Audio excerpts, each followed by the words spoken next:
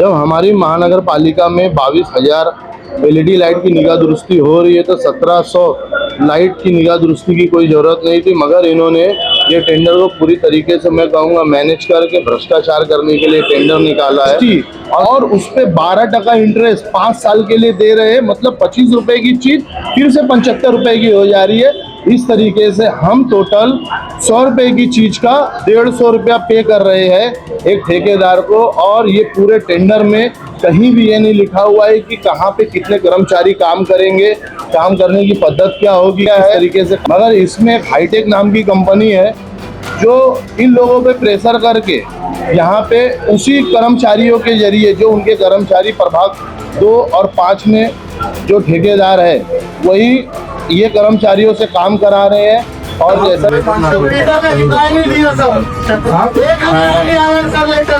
हमारा लेटर देके फायदा क्या है?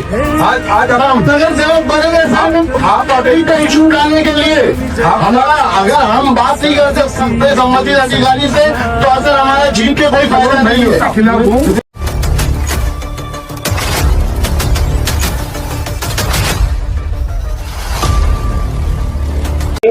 आज की महासभा में आपने इलेक्ट्रिक विभाग का जो है भ्रष्टाचार उजागर किया है, आपने आरोप लगाया था महासभा में, क्या है पूरा मामला बताइए। देखिए सर, हमारे महानगर पालिका में महाराष्ट्र शासन ने एक टेंडर किया था। ये 29 महानगर पालिका का किया था जिसमें हमारा भिवंडी भी है, जिसमें 22,000 एलईडी लाइट की निगाह दुरुस्ती करना था।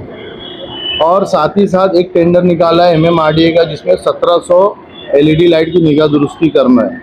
जब हमारी महानगर पालिका में 22,000 एलईडी लाइट की निगाह दुरुस्ती हो रही है तो 1700 लाइट की निगाह दुरुस्ती की कोई ज़रूरत नहीं थी, मगर इन्होंने ये टेंडर को पूरी तरीके से मैं कहूँगा मैनेज करके भ्रष्टाचार करने के लिए टेंडर निकाला है। और जब आप ये टेंडर को समझेंगे तो ये टेंडर 1,29,00,000 रुपये का है। उसके अंदर इन्होंने महानगर पालिका ने 75% पेमेंट इन्हें एडवांस में दे दिया। एडवांस में देने के बाद में 18% GST है तो क्या 1,49,19,003 रुपये अमाउंट हो रहा है। उसके बाद में इन्होंने GST भी उसमें ऐड किया है और 18% 12% इंटरेस्ट दे रहे हैं। तो जो अमाउंट जैसा कि हमको अगर 25% देना था, जैसे अगर 100 रुपये की चीज़ है, 100 रुपये में हमने 75 रुपया जब पे कर दिया, पे करने के बाद जो 25 रुपया बच रहा है तो 25 रुपये में प्लस GST और उस पर 12% इंटरेस्ट 5 साल के लिए दे रहे हैं। मतलब 25 रुपये की चीज़ फिर से 75 रुपये की हो जा रही है। इस तरीके से हम टोटल 100 रुपये की चीज़ का 150 रुपया पे कर रहे हैं एक ठेकेदार को। और ये पूरे टेंडर में कहीं भी ये नहीं लिखा हुआ है कि कहाँ पे कितने कर्मचारी काम करेंगे, काम करने की पद्धति क्या होगी, किस तरीके से काम किया जाएगा। तो मैं कहूँगा कि ये टेंडर पूरी तरीके से मैनेज करके बनाया गया है।